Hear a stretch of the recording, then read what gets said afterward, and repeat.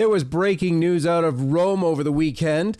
Many people in the week before Christmas looking forward to their traditional Christmas celebrations, the most traditional, of course, being those who attend the traditional Latin Mass, which has, for not only centuries, but for over a millennia in the Catholic Church, been the way to do things. Yes, there was some suppression back in the 60s, but since about 600, Catholics have had this Mass, and arguably since the beginning of the time with the apostles, they had the Roman canon. And always in that language that was with the church that's still considered the official language of the church, Latin. And yet, out of Rome came over the weekend, the week before Christmas, once all these celebrations are already prepared for, news that there's going to be a crackdown on the traditional Latin Mass. Some of the most insane things you can imagine, like a priest is not allowed to advertise a traditional Latin Mass in the parish bulletin. Like a priest who has already said his Sunday Mass cannot celebrate a traditional Latin Mass, which basically excludes the Latin Mass from almost all rural communities where one priest is offering the Novus Ordo, the new Mass, if you will, in English or whatever language, and then the traditional Latin Mass for those who want that. That permission, by the way, given by Pope Benedict himself, expressly asking the faithful, if they're interested in the traditional Mass, to apply for it, and that the church should give generous allowance for it. And yet that all seems to be crashing down upon us right now. You know, the church, especially today, is so concerned about sacred traditions of indigenous peoples and saying sorry for having trampled upon those. We're doing Pachamama in the Vatican itself. It's all about sacred tradition. And yet here is the Pope himself hacking away at the roots of the Catholic Church. It is unbelievable. We have with us today Christopher Ferrara, a lawyer and one of the successful lawyers who challenged the COVID lockdown anti-mass forbiddance in various states. You're going to want to stay tuned for this one.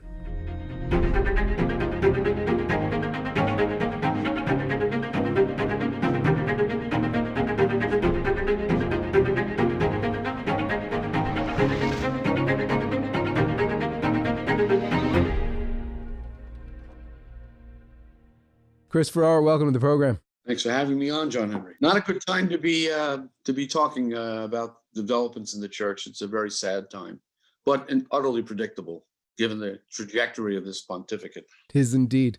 Well, let's begin as we always do with the sign of the cross.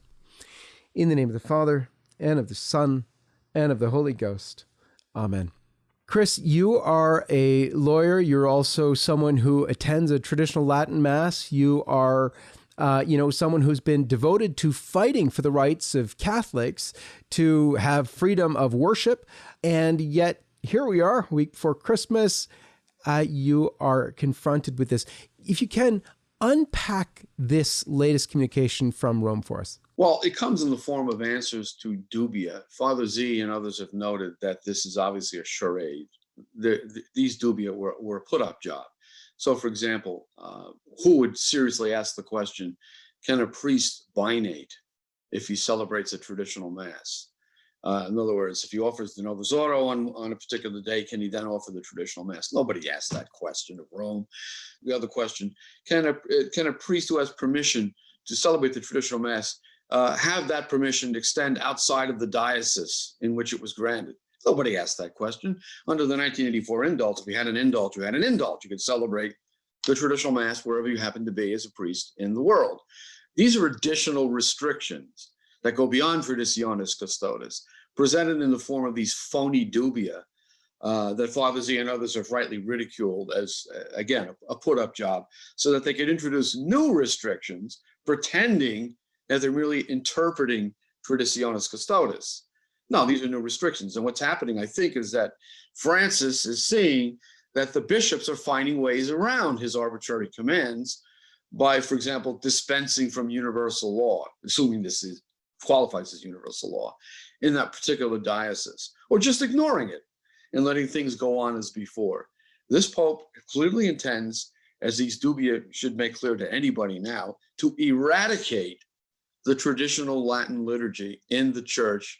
In his mind, it's just a matter of time before he suffocates the traditional Mass movement which is a movement of young people. And this dismays him and infuriates him.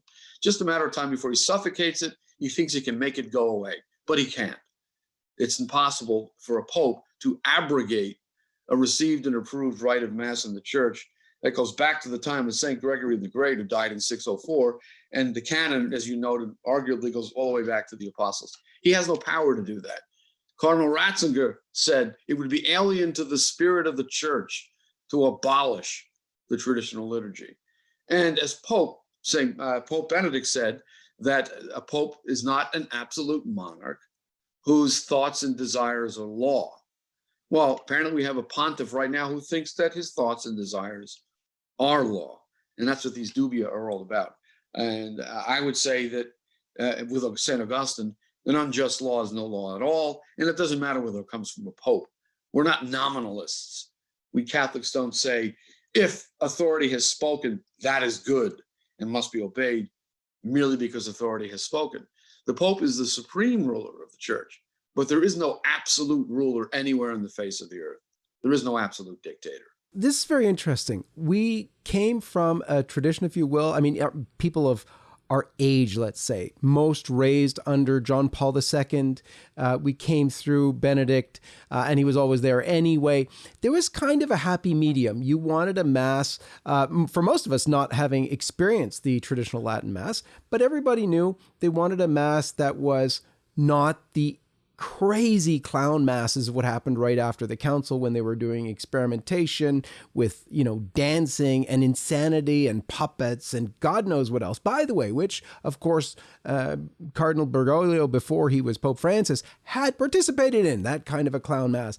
But that's the stuff from the 70s. Everybody can already see that was a bit really weird. People dancing and clapping and bringing up all sorts of things and maybe smoking something odd in the aisles and stuff that's not incense, it's some kind of weird other smoke.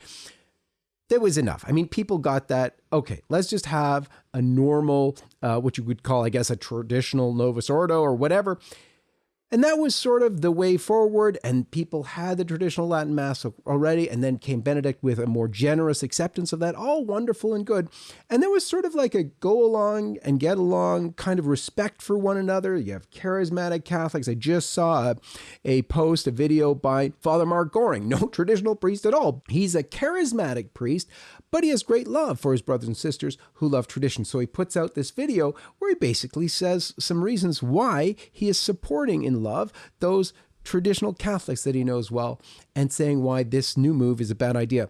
So there is that goodwill among Catholics of these different traditions. You might call them it's almost like different rites. But anyway, it's these different traditions that celebrate the Mass, all loving Jesus, but in these different ways. But that's all breaking down now. You see, with Pope Francis, it's like one of those priests or folks from that turn of time when they went against the traditional Mass and introduced the new Mass, who liked the puppet Mass, liked the kind of dancing in sheer outfits, liked the kind of like, maybe let's celebrate Mass with as many women as possible on the altar, and perhaps can celebrate with a woman or a deaconess maybe that looks like it could be a celebration. But we all thought that was, oh no, that's not really what we're supposed to. But that seems to be the flavor here.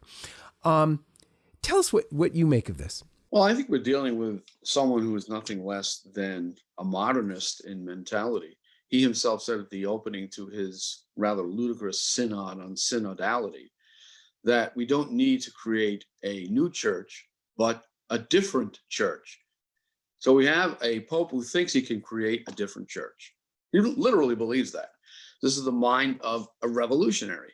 And the reason that the charismatics are sympathetic and other people are sympathetic, even cultural commentators, one of them a French atheist intellectual whose name escapes me, are sympathetic, is because they see a brutal abuse of power and the destruction of part of the cultural patrimony of the Western world, the foundation of our entire civilization, the liturgical civilization that was Christendom for more than 1,000 years. Christopher Dawson put it most succinctly when he said, for a millennium, Christianity was the law of the land. And the basis for that society, that civilization, was the liturgy. John Milbank, an Anglican scholar, has said, only a liturgical civilization can save us now from literal violence. Well, he is an enemy of that liturgical civilization. He talks about flexibility and condemns rigidity, but he is the most rigid pope I have seen in my lifetime.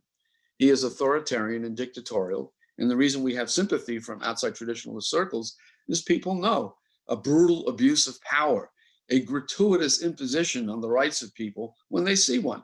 And they're outraged by it, and they should be. Pope Francis has really been a revolutionary in many, many ways.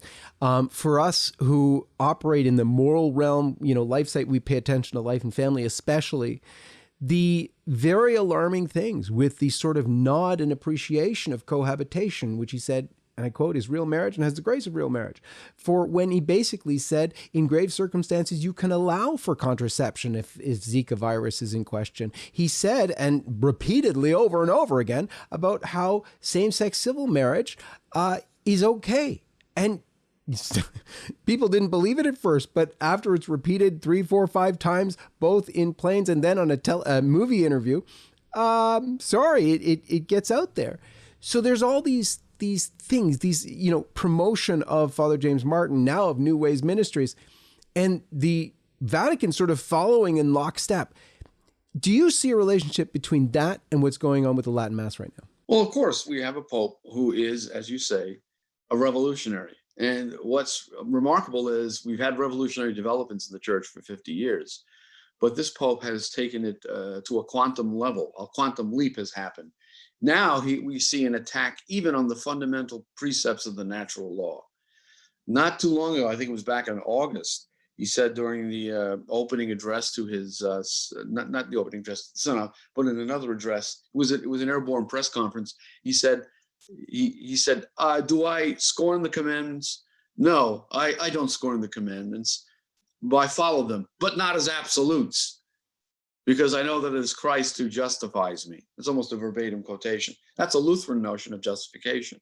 Our Lord said, if you love me, keep my commandments. He who keeps my commandments abides in me, and I abide in him. The way to be justified is through the grace of God to keep the commandments. They are absolutes, especially the negative precepts. Thou shalt not commit adultery. That's an absolute. He doesn't seem to think so. So the frightening development with this pontificate is he's gone beyond just attacking liturgical tradition, which is catastrophic enough, to attacking the precepts of the natural law, right and wrong. And the natural law binds all men, regardless of their religion. All men are bound by the commandment, thou shalt not commit adultery, thou shalt not kill, thou shalt not steal, thou shalt not bear false witness against thy neighbor. All of the negative precepts of the Decalogue are absolutes by their very nature, because they are divine condemnations of intrinsic evils as to which there is no exception whatsoever. He's trying to create exceptions to intrinsic evils. Absolutely mind-boggling. If you look at Amoris Laetitia, he reduces the negative precepts, especially in the sections of paragraph 300 to 305, thereabouts in the document. He reduces them to benchmarks or ideals, which people in their concrete circumstances may not be able to practice. Well, that's nonsense. Everyone is given the grace of God. Even the ordinary grace suffices to keep the negative precepts of the natural law. You don't need to be a Catholic to avoid adultery. That's so basic.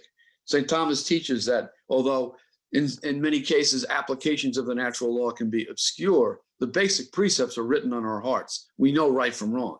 He's attempting in various ways, especially with Amoris Laetitia, to obscure the very difference between right and wrong. And that is frightening. What can Catholics do? This is the strangest thing. I really feel for my brothers and sisters who are at traditional parishes, because you're leading up to one of the most sacred times of the year. It's not Easter, but the second most sacred time of Christmas, when all your liturgical celebrations were prepared for. You might not have that now. As I understand it, this restricts also the marriages in the traditional form and ordinations in the traditional form. What's going on, and what can the faithful do? His intention is to extirpate the traditional Latin liturgical tradition from the church and to kill off all the vocations that are attached to it. So, for example, he says, I have abrogated the Roman ritual, the pontifical ritual, the rituals that bishops perform. He can't abrogate that. Those are the immemorial rights of the church. He has no power to abrogate them. By abrogating those rituals which the bishops perform, he prevents the traditional ordination of bishops, of priests, rather, according to the traditional rite. But that's why they joined the fraternity, young men who entered the seminary, to be ordained in the traditional manner to offer the Latin Mass. He's attempting here to kill off vocations to the traditional seminaries. It's perfectly obvious what he's attempting to do. And so what do we do about it? Well, I tell you, I've been a member of the traditionalist opposition since I returned to the church after my pagan wanderings, as I noted in the remnant, for more than 30 years at this point. What we do is we simply carry on with the traditions. We carry on with what has been handed down to us. We practice the faith of our fathers. And I've always said in things that I've written and in talks that I've given, that you cannot find in the documents of Vatican II or in any of the teachings of the post-conciliar popes, including this one, strangely enough, any command to follow a doctrine or dogma that was not a doctrine or dogma of the church before the Second Vatican Council. There's nothing in the council documents, nothing in any of the pronouncements of the magisterium since then, that compels us to believe or to do anything that was not part of our faith before the council began. So we just go on practicing the faith as before. If he tells us we can't do it in a parish church, we find some other place. I remember a time when people had to go to Latin masses in hotel lobbies and independent chapels owned by civil corporations. Some of those chapels, by the way, are still owned by civil corporations. And maybe it's a good thing that they are, given this development. So we carry on. He cannot order us to cease practicing the faith of our fathers. It's that simple. He has no power to do so. Let's say for a bishop who wants to do the right thing, but not get his head lopped off, I guess it might not even care, but is a bishop within his moral rights to basically ignore this and just carry on as normal? And also for a priest, what are their, if they're basically trying to be good Catholic priests, trying to follow, what they should, Christ's will, and in obedience as they're supposed to, what's the way forward for them? The church has always taught the primacy of conscience. A well-formed conscience has primacy over a command that causes one to violate one's conscience, if the command is unjust and immoral. If it's a moral command, you have to follow it, because then your conscience would not be well-formed. This is obviously an unjust and immoral command. You cannot publish the Latin Mass in a parish bulletin. That's preposterous. You cannot celebrate more than one Latin Mass in a day in a parish where it's stretched thin and the priest has to assist in souls, in the divine worship of souls. You can't celebrate more than one Mass a day. These commands are, as lawyers would say, ultra vires, beyond the authority of the Pope. He cannot abolish liturgical observances or liturgical rites or give commands that are ridiculous. I mean, to use an analogy, let's assume the Pope said, I want everyone in every parish where there's a marble altar to get sledgehammers and smash the altars to smithereens because I detest marble altars. Everyone could ignore that command. Well, what if the Pope says, I want you to destroy the traditional liturgy? We have to ignore that command. It's beyond his power. So if you're a priest in conscience, if your conscience is telling you cannot follow this command, you can't follow it. I'm not advising any priest what to do. You have to follow your own individual conscience. As to the bishops, they could find ways around this. If they can't allow the traditional Mass in parishes, according to this unjust and immoral command, they could always establish places where the Mass would be offered. Call it an oratory. Call it something that's equivalent to a parish, and let the Mass flourish in those locations. There are ways around this, and I'm hoping that a lot of bishops will just silently go on with the status quo and pretend they haven't heard this nonsense in the form of these pretend dubia. I saw one priest on Twitter advertising in his bulletin, not the Latin Mass on the 31st, but he said, between the 30th and the 1st, there will be a different type of Mass other than a Novus Ordo celebrated at 7 p.m. It's just that's ironic, because this Pope, who spent more than 8 years ridiculing the doctors of the law, who hold the law over people's heads and beat them with a stick, there's no more rigorous legalistic Pope than this one. Just look at these dubia with their ridiculous specifications. You can only say one Latin Mass per day. You can't say the Latin Mass on a weekday if you said the Novus Ordo Mass. You can't publish notification of a Latin Mass in a parish bulletin. How's that for rigorism and legalism? This Pope, I have to say, in all honesty, is everything he accuses others of being: judgmental, rigoristic, intolerant, non-inclusive. But this is what a liberal is. A liberal is constantly projecting onto others his own defects. And that's exactly what's happening with this pontificate. It's very interesting that you're the one speaking to me about this. You mentioned in the beginning Anglicans, other members of other faiths being interested in this, what's going on right now, showing support for traditional Latin Mass Catholics. You've represented rabbis in terms of their fight for freedom to worship. What would you, in your opinion, what would you think that they would see in what's going on with the Catholics right now? The traditional rabbis, that is. There's an interesting parallel development here in civil society and in the church. And that development is this: the unclean ones are to be banished from the life of the society, whether it's the ecclesial society or the civil society. In civil society, the unclean ones are the unvaccinated. And now we see a determined effort to create a two-tiered society, a caste system in which the unvaccinated would be second-class citizens. And in the Catholic Church, we have the unclean ones, the traditionalists, who must be purged, confined, quarantined, as if they were the harbingers of a deadly virus. Now, with the Orthodox Jews that I've represented, well, we have a lot of commonality. I have this conversation with them, which is not privilege, this is just commentary on the state of affairs. We note the parallel between the Orthodox, who are ridiculed as extremists by their fellow Jews, and the traditionalists, who are ridiculed as extremists by liberal Catholics, by modernist Catholics, and by this Pope, who spent the past 8 years mocking them, insulting them, condemning them ceaselessly, almost every day. The Pope who says we must not be judgmental. So the Orthodox Jews are pretty much in the same position. They're countercultural in civil society, and they're counter the religious currents among Judaism, because on social issues like abortion, they're in line with our thinking, and on all moral issues, in fact. And these are Trump voters, believe it or not. So we have a lot in common with them, and it's my privilege to represent them in these religious liberties cases, because they were the victims of the church closures that, thank God, because of certain victories we won in various federal courts, are now a thing of the past. I don't think even with this Omicron hysteria, we're going to see church closures again.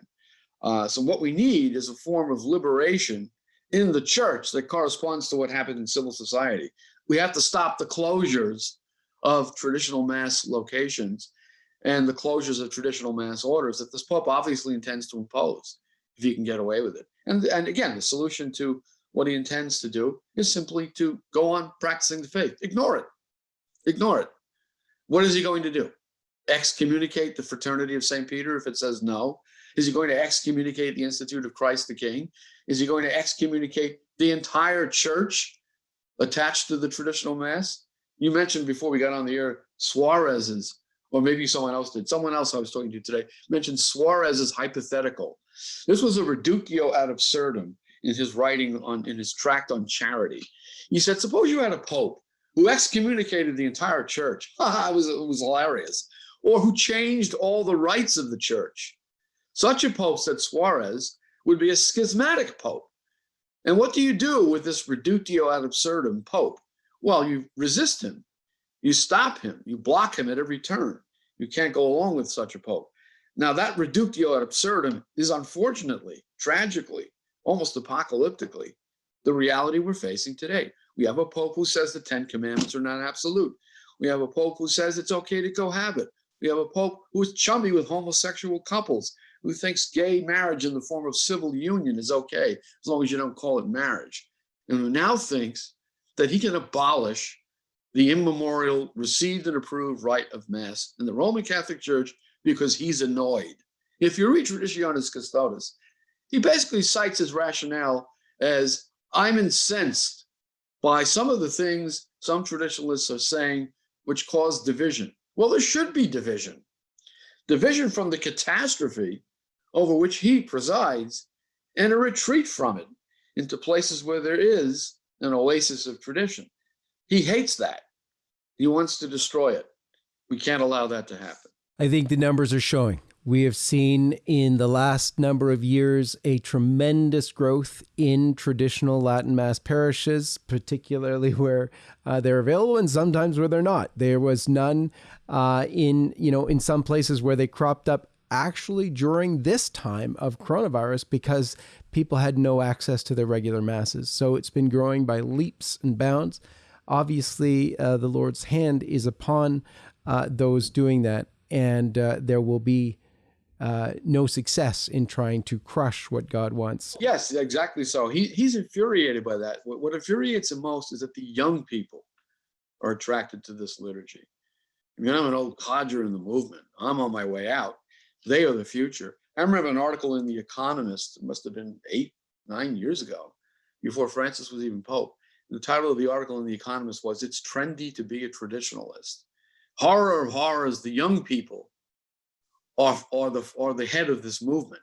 If you look at the pilgrimage, the Chartres pilgrimage every year, the average age is what, low 20s, maybe even younger. I can't even walk the pilgrimage anymore. It's too daunting at my age. Last time we did a Foley was, I think I was 62. But it's a young people's movement, and he cannot understand this. And what was his explanation for it? If you read one of his interviews, he says, "Well, there's something wrong with these young people. Dig, dig," he said. "You'll find some mental defect in these young people." This is how a revolutionary looks at the opposition, as people who should be characterized as insane and confined and removed from society. He actually thinks this. But you're right, it can't be stopped. His contention is not with traditionalists, it's with the Holy Ghost. Let me close with this. These are words from the scriptures, quoted in Father Mark Goring's little piece, little video on this, which I encourage you to watch. He talked about the warning of Gamaliel. When in the scriptures, Gamaliel warns the Sanhedrin, or the leaders at the time, those going after the followers of Christ, that, well, no, just let it play out. Otherwise, if you go and try and crush this, you're going to find yourself unsuccessful because you're fighting against God. And I think that's what we have here. I think that's exactly right. And I think this is a war that he's going to lose. And it is a war. He's waging war on his own flock. And he has been doing it for 8 years with his endless insults and condemnations. And now these provisions designed to exterminate traditional Mass. It can't succeed. Christopher Ferrara, thank you for being with us on this episode of the John Henry Weston Show. Thank you for having me on. Take care and God bless. God bless you too. And let me say to all of you out there, if I don't see you again, have a happy and holy Christmas. And especially to my friends who are attending the traditional Latin Mass, we're praying with you. We're begging your prayers for us at your traditional Latin Masses, which will keep going. And God bless you all. We have been warning everyone who would listen and attempting to build up alternative platforms to continue to reach you. We have established ourselves on all sorts of platforms I'm going to explain in a minute, but the most important thing to do is come direct to lifesitenews.com, because there we will always be. But we've also established ourselves on platforms like Parler and MeWe, and our videos can be found on Rumble as well. We would love to see each of you on those platforms too, as they are not censoring or suppressing the truth that we are sharing every single day. More than these alternative social media platforms, we highly encourage you to subscribe to our email newsletter. We have really built up a large list of loyal readers on our email marketing platform, and we have prepared several backup plans for, well, I want to say if, but it's really when, we are removed from our current platform as well. Additionally, I really encourage you, as I said before, to make it a regular habit to go directly to lifesitenews.com. Make it your homepage. While all of these different platforms are an excellent way to curate your news, going directly to our website means that you will never encounter any censorship or sudden loss of LifeSite News reporting. Here's the thing. We will never stop sharing the truth. We founded this organization with the mission to be the life, family, and culture source for men and women who seek to know the truth. We have established a track record of honest reports, and this will never stop, even with censorship happening around the globe. Again, I'm encouraging you to join us on Parler, MeWe, Rumble, and on our email list. You can find all the direct links in the description of this video. May God bless you and keep you, and we are so thankful that you've chosen to follow and support LifeSite News. I'm John Henry Weston, co-founder and editor-in-chief of LifeSite News.